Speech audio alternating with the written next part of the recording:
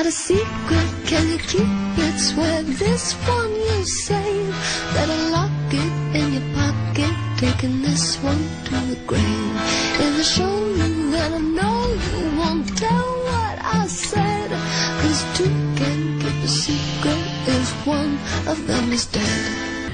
Good morning, Loveland High School. It's Wednesday, September 11th. I'm Griffin Weinberg. And I'm Stephanie Simon. And these are your morning announcements. Senior Service Day site voting begins today at 3 p.m. Vote early to be placed in your top choice. The food drive is this week. Please help your class build a castle of non-perishable food items for a chance to get out 5 minutes early on Friday and earn a nice trophy.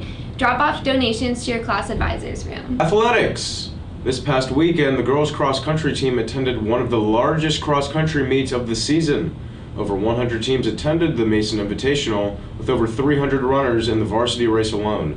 The girls competed against some of the best teams in the Midwest, including the #1 team in Indiana, the #1 team in Kentucky, and the #1 team in Ohio. The team bettered their team average by 9 seconds with an average of 20 minutes and 33 seconds, beating a tough Sycamore and Turpin for the third week in a row. Among some very large Division I teams, Loveland girls are now ranked 19th in the state. This just in, you are looking at obviously a very disturbing live shot there. That is the World Trade Center, and we have unconfirmed reports this morning that a plane has crashed into one of the towers of the World Trade Center. The CNN Center right now is just beginning to work on this story, obviously calling our sources and trying to figure out exactly what happened. But thank you to all the veterans that helped that day. Thank you to all the media who was there that day. Thank you to the people who built the memorial in New York City. Thank you for all the volunteers that helped. Thank you to all the people that helped our country become stronger after the tragic accident. Thank you to all the police officers who responded. And a big thanks to all the firefighters that responded. I'd just like to pause at this time of year and honor the memory of those people who lost their lives. Good morning, Loveland High School. I was asked by the news crew to talk about my memories of 9/11. I remember the announcement coming over the PA system that morning, early in the morning, that something had happened. Mr. Chuck LaFada, our principal at the time, made an announcement that a plane had hit a tower in New York City, and at that point we didn't have any other details, but that they would keep us aware and appraised of additional news as it came in.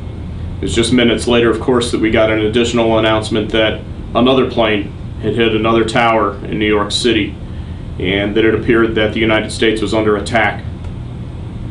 As an adult and as a teacher working with students, I was expected to have all the answers.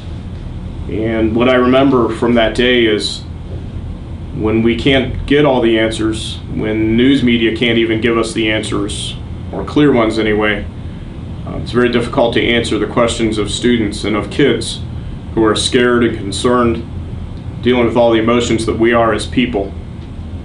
What I think picked me up the most was knowing that there were police officers and firefighters, military people, who were all rushing to those scenes as first responders. It was fascinating and rather inspiring to see the mobilization of emergency responders and military personnel, and even average citizens grabbing the flag, repossessing, I would say, or repositioning themselves with a true sense of patriotism, pride in the United States of America, and the strength that we have as a nation. Pause, give some memory to those who perished on that day. Thank you.